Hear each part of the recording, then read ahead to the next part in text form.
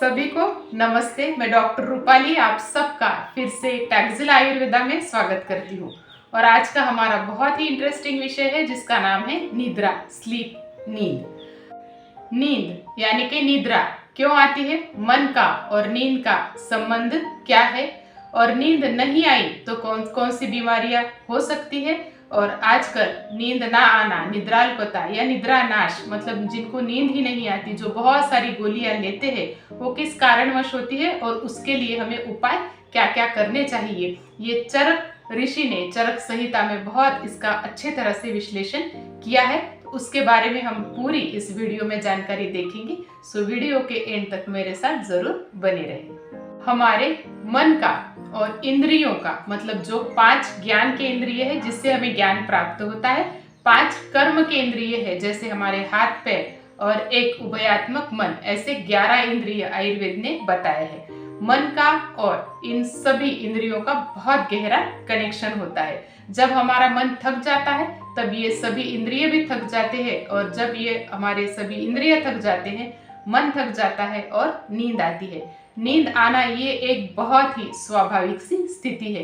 वैसे देखा जाए तो हर मनुष्य को, हर पशु पंछियों को, सभी को इस निसर्ग ने, भगवान ने नींद दी है ताकि हम नींद के बाद रिलैक्स हो सके और फिर से अपना काम प्रॉपरली कर सके सही समय पर। और यदि विधिवत नींद का सेवन मतलब नींद आती है तो हमारा जो आयु है वो भी पूर्ण रहता है, और सुख जो हम जिसे कहते हैं कि नींद आने के बाद एक सुखकारक स्थिति प्राप्त होती है। तो यदि प्रॉपर सम्यक नींद आ जाए तो हमारी लाइफ बहुत अच्छी तरह से चलती रहेगी। इसे ही आयुर्वेद ने जीवन रक्षक इस नींद को कहा है। अभी हम देखेंगे कि दोपहर में नींद किसे लेनी चाहिए। जो बहुत ज्यादा थके हुए हैं, रात को जिन्होंने बहुत ज्यादा काम किया हुआ है, जिनका डाइजेशन प्रॉपरली नहीं हो रहा है, चाहे वो वृद्ध है चाहे बालक हो, उन्होंने भी दोपहर की नींद लेनी चाहिए। जो बहुत ट्रैवलिंग करते हैं उन्होंने भी दोपहर की नींद लेनी चाहिए, और जो बहुत ज्यादा भय से, क्रोध से, शोक से पीड़ित है, उन्होंने भी दोपहर की नींद ली तो उनके लिए वो हानिकारक नहीं है, उनके लिए वो लाभकारी ही साबित होती है। ग्रीष्म ऋतु मतलब जो समर का सीजन होता है तब दोपहर में सोना एक लाभकारक बताया गया है।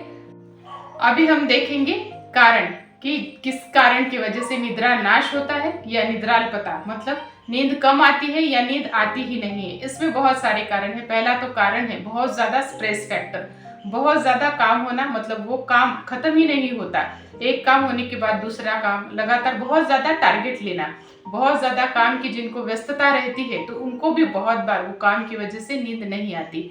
डिप्रेशन ये एक बहुत ही बड़ी मानसिक बीमारी है, और अभी तो इस समय में ऑलमोस्ट सभी लोग इस डिप्रेशन से गुजर रहे हैं या गुजर चुके हैं। यह भी एक बहुत बड़ा कारण है कि नींद उसमें कम आती है या आती नहीं है, या उसके लिए स्लीपिंग पिल्स की आवश्यकता होती है।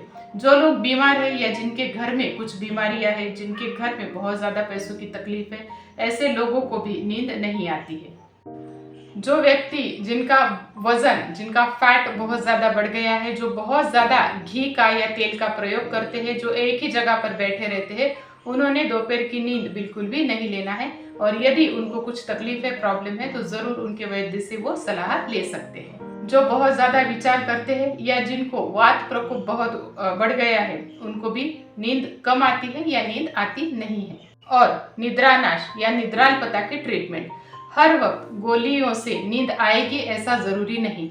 निदान परिवर्जनम ये एक बहुत बड़ा सूत्र है, मतलब जो जो उसका मेन कारण है उस कारण को जैसे जैसे दूर करेंगे वैसे वैसे अपने आप ही आपकी समस्या जो है वो सुलझती जाएगी। तो आपको ही पता रहता है कि प्रॉब्लम क्या है, उस पर आप थोड़ा सा फोकस करेंगे और उसके सोल्यूशन को निकालने का प्रयास करेंगे तो सबसे बड़ी जो समस्या है वो आपकी दूर हो जाएगी, और आपको धीरे धीरे ये नींद की भी जो तकलीफ है, मतलब नींद ना आने की जो तकलीफ है, वो भी अपने आप सुलझती जाएगी। दूसरा एक उसमें उपाय बताया है अभ्यंग, मतलब बॉडी मसाज, स्नान, या आपका बेड अच्छा होना चाहिए, घर अच्छा होना चाहिए, आपका घर का माहौल अच्छा होना चाहिए। ये भी आप कर सकते हैं ताकि आपको अच्छी तरह से नींद आए। नेत्र तर्पण, पंचकर्म में शिरोधारा, शिरोबस्ती ये प्रकार भी आप कर सकते हैं। नस्य इसको भी आप कर सकते हैं यदि आप गोलियां नहीं लेना चाहते तो। और यदि आपकी बहुत एक्यूट फेज है या बहुत सीवियर आपको तकलीफ है